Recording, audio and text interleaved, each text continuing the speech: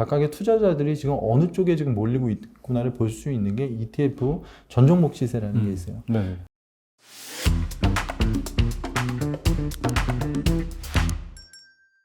미래에셋 자산운용의 이승원 이사님 모셨습니다. 안녕하세요. 네, 안녕하십니까. 안녕하세요. 또 이사님 모시고 또 최근에 미래에셋 자산운용이 이 ETF 이쪽 시장에서 좀 강력하게 또 이렇게 신규 상품도 내놓고 그렇게 그렇습니다. 하는 걸 알고 있는데 네.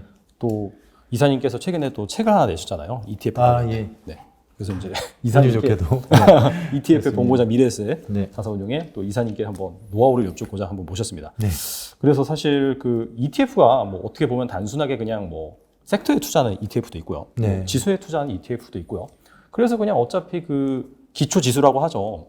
그걸 복제해서 투자하는데 그냥 투자하면 되는 거 아닌가? 그렇게 이제 대충 생각하시는 분들이 많이 계신 것 같아요. 네네. 근데 이제 ETF 매매할 때도 투자자가 좀 각별히 주의해야 되는 부분이 있다라는 것을 알고 있는데 대표적으로 무엇이 있을까요? 말씀하신 대로 예전에 이제 ETF가 이제 지수 또는 섹터였다가 최근에 2020년부터 시작을 했죠. 네네. DBIG부터 해서 21년 돼서는 이제 시메틱 테마형 ETF들이 최근 각광을 받고 있고요. 네. 말씀하신 질문 주신 사항은 이제 사실 매매를 하시잖아요. 이게 네네. ETF라고 하는 게 사실은 주식과 같은 거기 때문에 주식과 같이 상장은 되어 있는데 그게 이제 말씀하신 기초지수라는 인덱스로 만들어진 펀드입니다. 네네. 그래서 매매하시는 방법은 사실은 주식과 똑같이 이제 뭐 같은 이 가격에 내가 사야지 매수를 하시고 매도를 하시면 되는데 NAV, 나부라는 게 있습니다. 이게 왜냐면 이게 기초지수에 맞춰서 그거에 맞는 적정한 가격이냐라고 하는 게 이제 NAV라고 하고요. 그거를 실시간으로 내보내고 있는 거를 이제 INAV라고 표현을 하고 있는데 네. 이게 이제 괴리율이라고 합니다. 이게 네. 왜냐면 실제 뭐 15,000원이 적정 가치. 왜냐면 관련된 주식들에 이제 그걸 다시 나눠서 가격을 산정한 거기 때문에 네네. 가격이 적정 가치가 15,000원인데 가끔 보면은 이제 그게 거래가 네. 뭐 적정 가격 대비 싸게 거래하는 거는 사시는 분은 좋죠. 예. 근데 팔려고 했는데 적정 가격은 15,000원인데 14,000원에 지금 가격이 형성이 되어 있으면 사실은 손해를 괜히 보고 파시는 거예요. 시장을 정확하게 보셨는데 네. 매도하실 때 좀 그런 부분이 있기 때문에 통상 ETF 현재가라고 있습니다. 이따 뭐 제가 화면에서 뭐 설명을 좀 드리겠지만 현재가에서 LP들이 이제 보통 호가들이 있고 그 역한을 보시면은 LP들 유동성 공급자들이 그 적정 가격을 제시하기 위해서 되고 있습니다. 네. 그래서 어느 때 보면 근데 그게 그 괴리율이 좀 벌어져 가지고 내가 생각한 것보다 비싸게 살 때도 있고 팔려고 했더니 좀 싸게 살 수도 있는 그런 경우가 있거든요.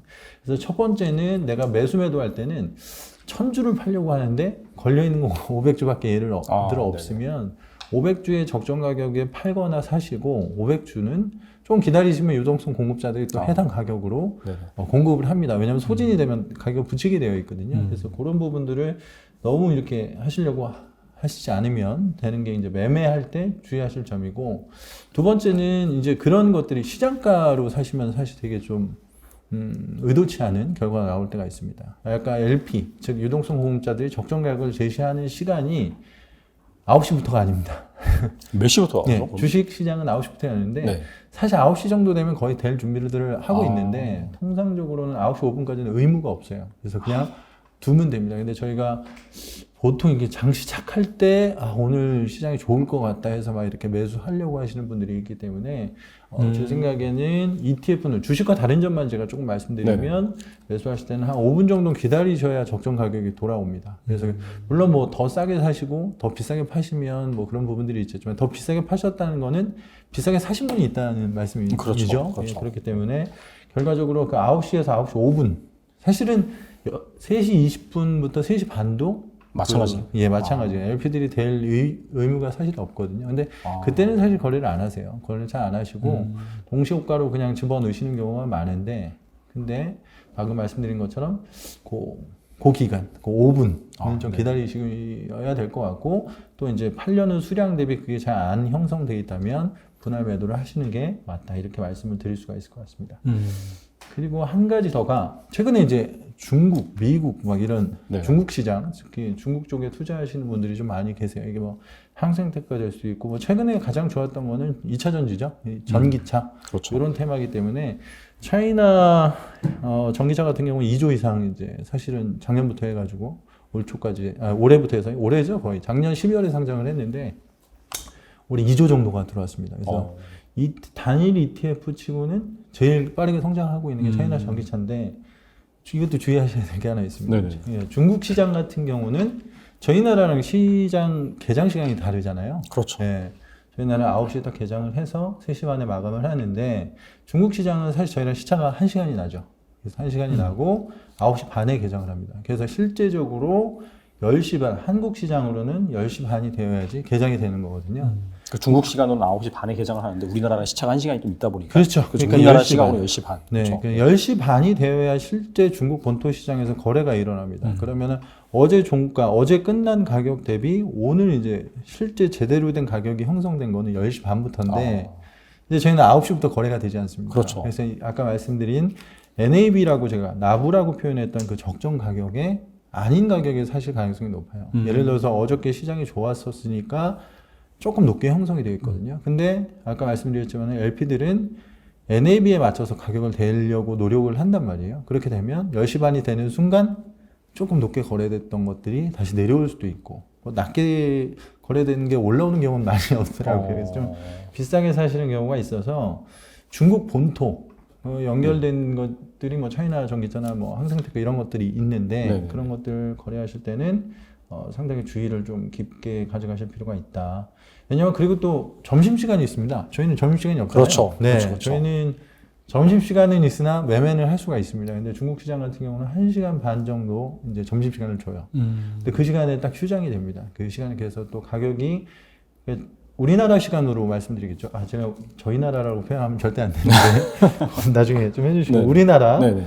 우리나라 같은 시간, 우리나라 시간으로 말씀드리면은 10시 반부터 12시 반까지만 딱 거래가 되는 거예요. 그리고 12시 반부터 2시까지는 점심시간입니다. 그래서 휴장이기 때문에 오전에 있었던 그게 가격이 멈춰지게 있게 돼요. 근데 아까 말씀드렸지만 유동성 공급자가 또 가격을 제시해야 되지 않습니까? 그렇죠. 제시를 하는 데에는 아까보다는 더 괴리율이 조금 더 벌릴 수밖에 없는 거예요. 물론 뭐 선물은 계속 움직이기 때문에 거기에 따른 가격을 대지만 다소 좀 벌어져 있을 수가 있기 때문에 점심시간에도 그 부분을 좀 주의하실 필요가 있다 이렇게 말씀드릴 수 있을 것 같아요.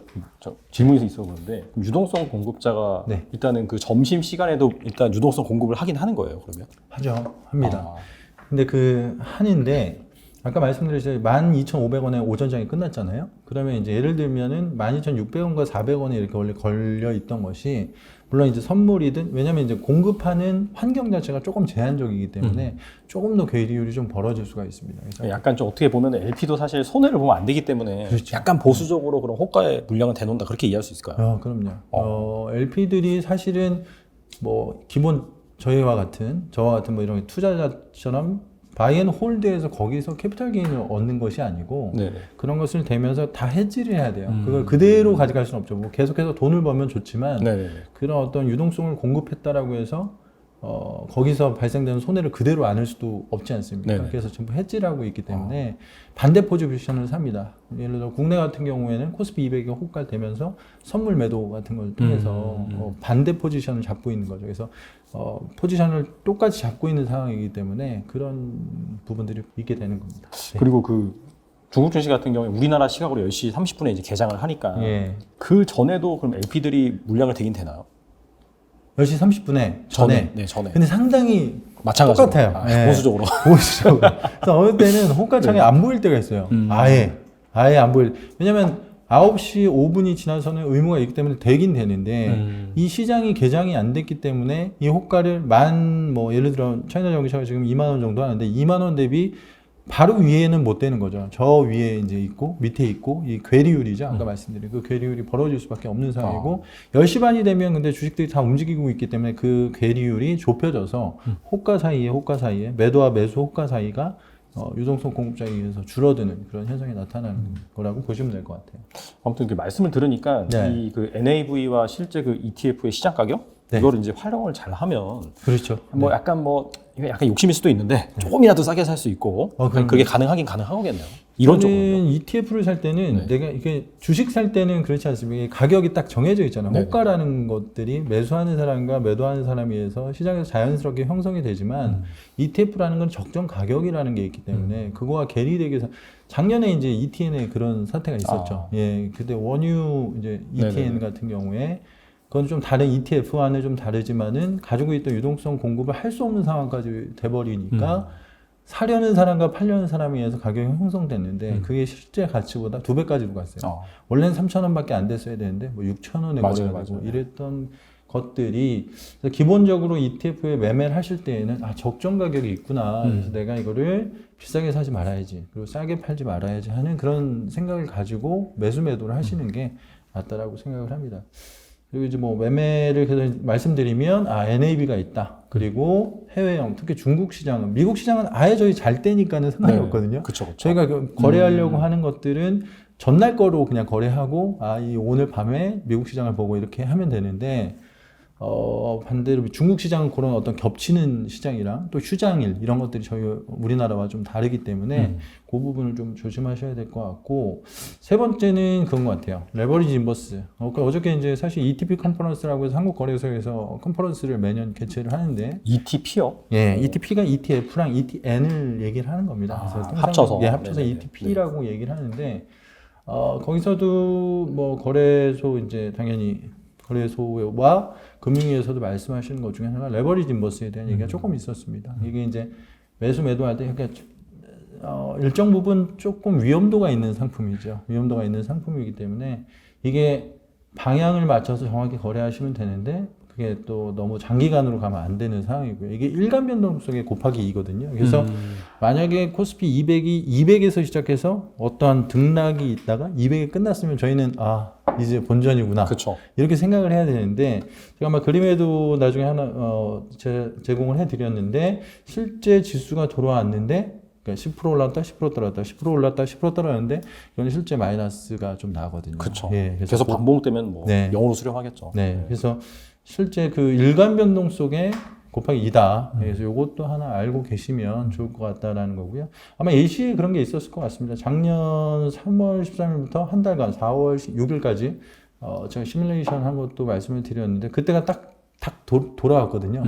딱 시작해서 4월 6일 날 똑같은 지수로 돌아왔는데 진짜 한 달이 채 되지 않았는데 마이너스 4.9% 정도 나오더라고요. 레버리지 같은 경우. 그래서 하지 말라고 제가 이렇게 말씀드리는 게 아니라 이런 사항을 알고 투자하시라는 거죠. 그래서 조금 레버리지나 인버스 투 X 곱하기가 들어가는 멀티플이 있는 것들은 다소 주의를 기울이시고 조금 장기 자산보다는 단기 자산이 맞다. 그리고 이게 본의 아니게 장기 자산이 되면 이게 또 보수가 계속 들어가 있습니다. 그래서 생각보다 물론 뭐 요즘 보수가 많이 낮춰지고 있습니다만 레버리지 인버스 투 X가 보수가 다른 거 대비 조금 더 높은 편이거든요. 근데 물론 요즘 뭐 다른 운용사들 뭐 미래에셋 포함해서 낮추고는 있는데 그러면 이왕 또 하면 또 지수 보수가 좀 낮은 거 이런 걸 매매하셔야 된다. 뭐 이렇게 정리할 수 있을 것 같습니다. 제가 이제 그 주의할 팁을 들어보니까 정말 꼭 알고 계셔야 되는 그런 부분인 것 같고. 네.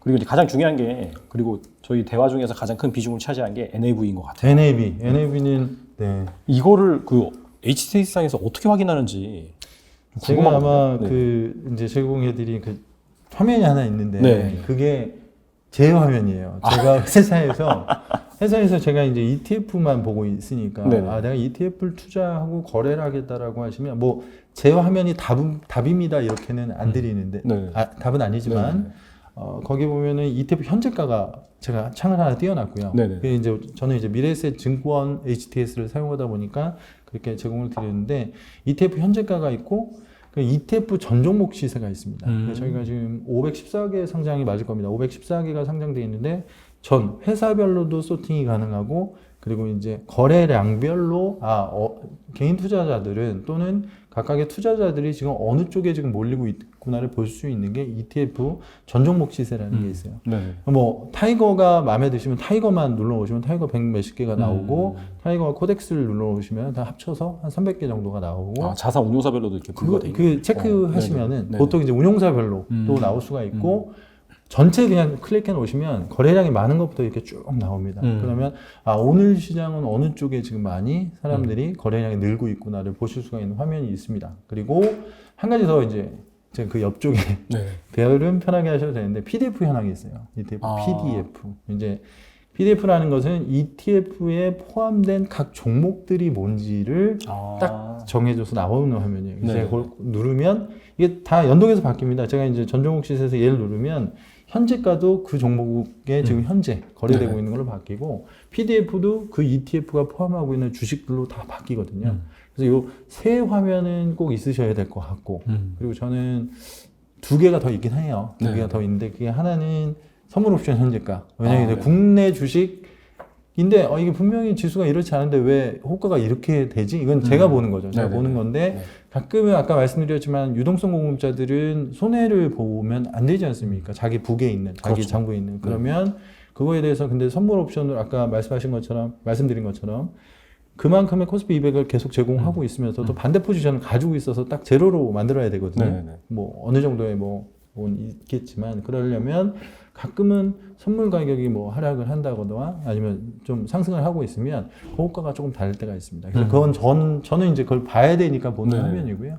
아까 말씀드린 1번, 2번, 3번 하면은 꼭 이렇게 좀 보시면 좋을 것 같고 하나는 이제 주체별 매매 현황도 저는 이렇게 5개 화면 띄워놓고 이 시장을 보고 있거든요. 네네. 그래서 그 제가 가지고 있는 화면 한번 보시면서 이렇게 띄워놓고 보면 ETF가 전체적으로 어떻게 움직이고 있구나 이걸 좀 보실 수 있을 것 같습니다. 네. 그 ETF 현재가 화면에 그 NAV랑 괴리후 이런 것도 다 나와 있는 거죠? 그럼요. 그 아마 네네. 있을 것 같고요. 그 현재가 화면 보면 NAV도 있고 종목 정보를 보면 그다음에 LP 아까 말씀드린 호가 옆에 LP들이 되고 있는 가격들도 있고 LP의 수량들도 볼 수가 있습니다. 그리고 적정 가치 아까 NAV라고 제가 말씀드렸는데 네. 그거와의 지금 현재가의 괴리율이 몇 프로가 나고 있다도 정확히 볼 수가 있기 때문에 일반 종목 현재가랑은 조금 달라요. 종목 현재가 HTS의 종목 현재가 화면과 ETF 현재가 화면은 조금 다릅니다. 그래서 ETF 현재가 화면을 하시면 그런 LP들의 그런 것까지 보실 수가 있기 때문에 그걸 좀 참고하시면 좋을 것 같습니다. 제가 들으면서 생각이 드는 게 사실 뭐 그냥 종목을 투자한다, 기업을 투자한다라고 한다면 뭐 가치 투자 같은 경우에는 뭐 굳이 뭐 그런 뭐 주문 수량 뭐 신경 안 쓰고 네. 시장가로 체결을 시키든 뭐 그렇게 가능할 것 같은데 ETF 같은 경우에는 원래 그 ETF의 적정 가치가 있기 때문에 네, 그런 것들을 맞습니다. 다 따져보기 위해서 확실히 좀 HTS에서 그런 것들을 확인을 하고 네, 매매를 하는 게 HTS, 중요하겠네요. MTS, 예, 맞습니다. 알겠습니다.